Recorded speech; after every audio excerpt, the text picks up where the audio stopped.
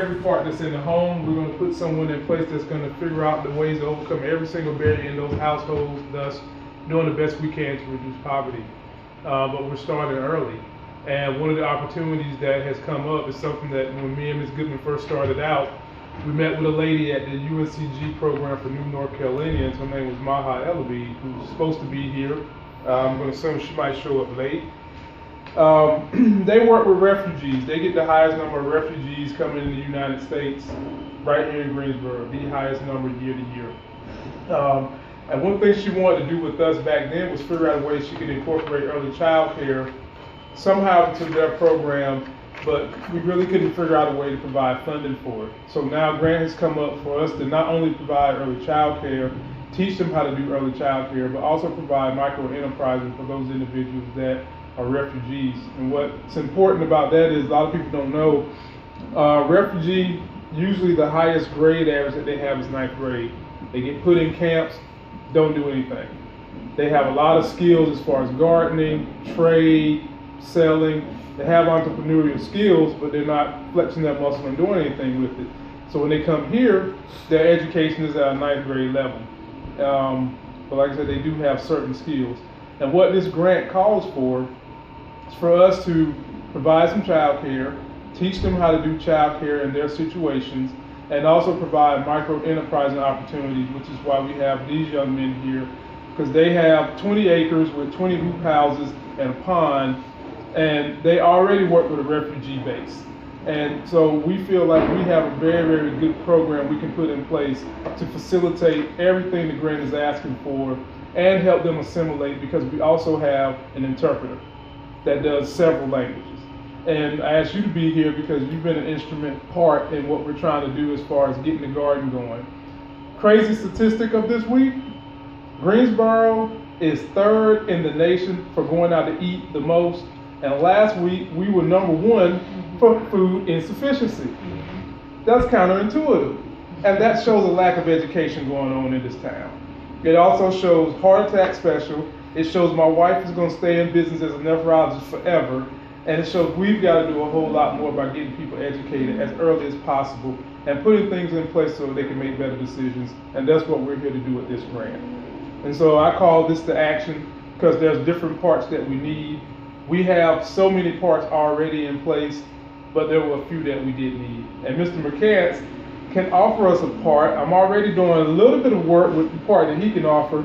They want you to have a CDFI base or some kind of micro enterprising base so that when we are done teaching these individuals how to effectively run and orchestrate a business, they have an opportunity to go and borrow money.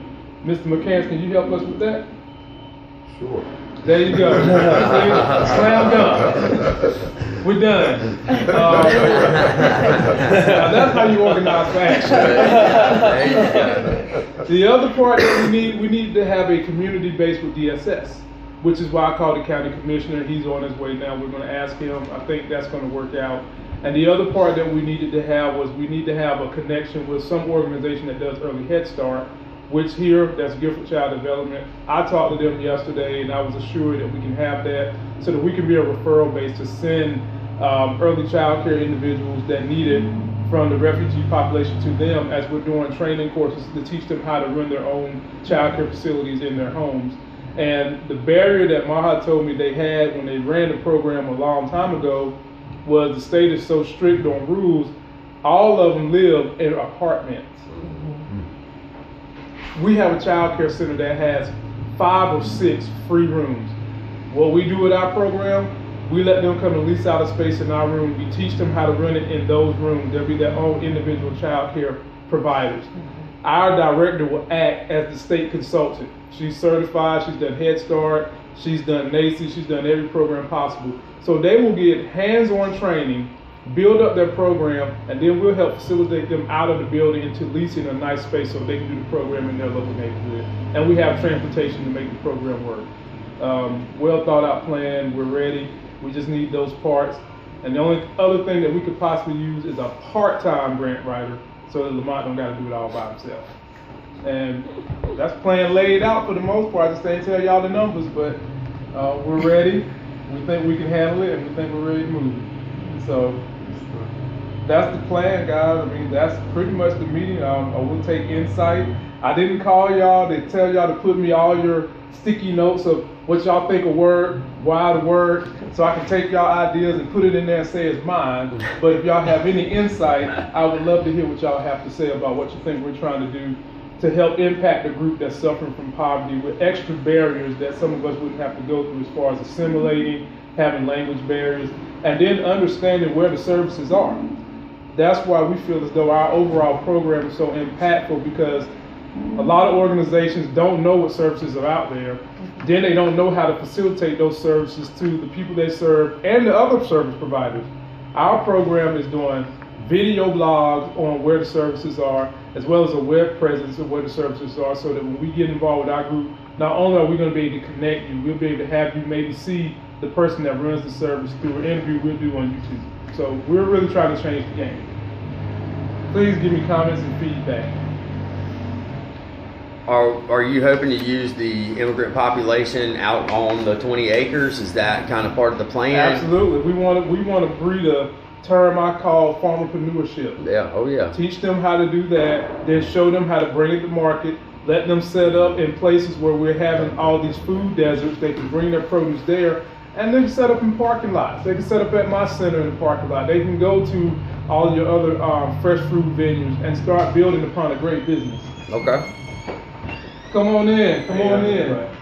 Apologize for being late. Y'all need to work with those city folks to get some more parking down here.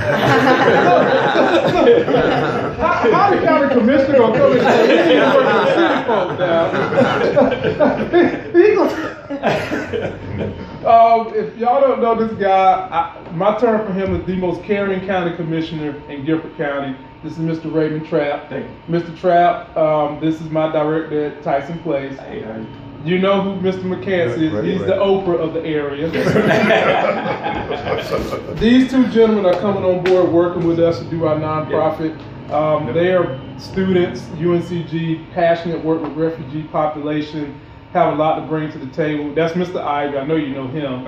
Hey, and that's Dramaine. He does all of our college prep, our college readiness, our adult readiness for our program. And just to kind of get you up to speed on what we're doing, there's a good opportunity for us that has come up. Okay. With working with refugee populations and integrating them into early child care. Okay. But the grant calls for integrating them into early child care and also having opportunity for micro enterprises by teaching them how to run their own child care organization in-house, along with some other insightful ideas that we have. And so we have everything in place but a couple of parts. And so to just kind of summarize what I've already told them, we needed to get a letter of confirmation from the CDFI program, which that's what Mr. McCants does. I'm a beneficiary of that program. We've got that. We also need to have a relationship with DSS because some of those refugees are going to need to have a little bit of preferential treatment for child care because they have some extenuating barriers as far as assimilating, language, interpretation. We have the interpreter in our program. We're linked up with Maha Elabi and the UNCG program for New North Carolina as a pool and as a resource and as a help with the program. The only thing we needed was your help, so to speak, with the DSS part so that we could integrate that and involve in the fray. And then we also got to go to Guilford Child Development to get an early head start letter, which I've been assured I would get that. Awesome. So our plan with these young men, they're working with us because they have 20 acres kind of on the outskirts of Greensboro, of free farm space that has 20 hoop houses and a pond with fish in it.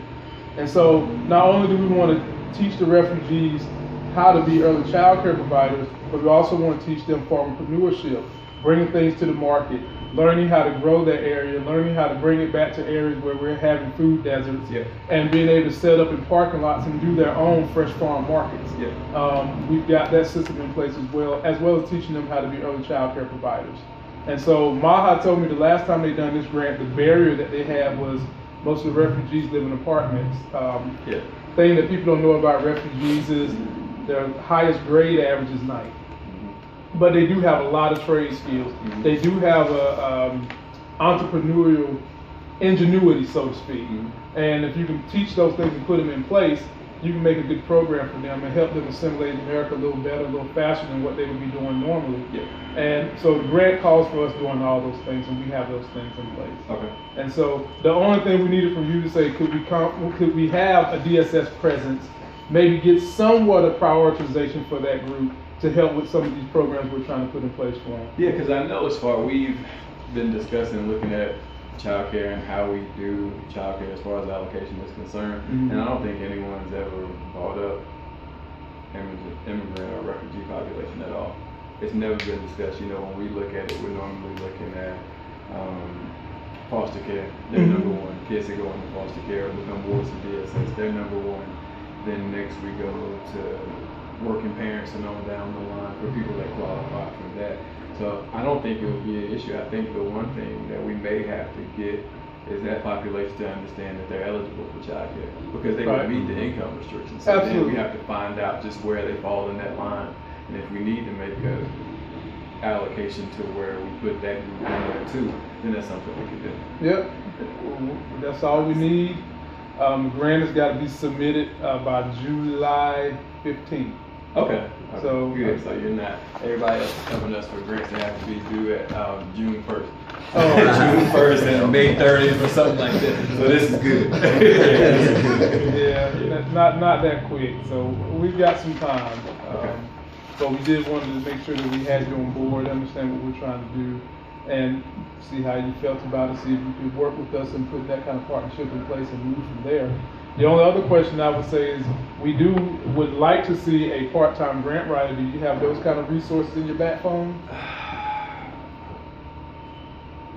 I know someone that's great as far as grants go. I'm not sure what his availability is, but I can reach out to him. Please do. And I know McCants, you may know MacArthur. Yeah. Yeah, they used to run Black United Fund and the Civil Rights Museum before that. Yeah, so probably could do it. Yeah, he could do it. Yeah. Arthur Newell. Yeah. I have two questions. One is, what zip code is the 20 acres in? You had to ask that young man about that.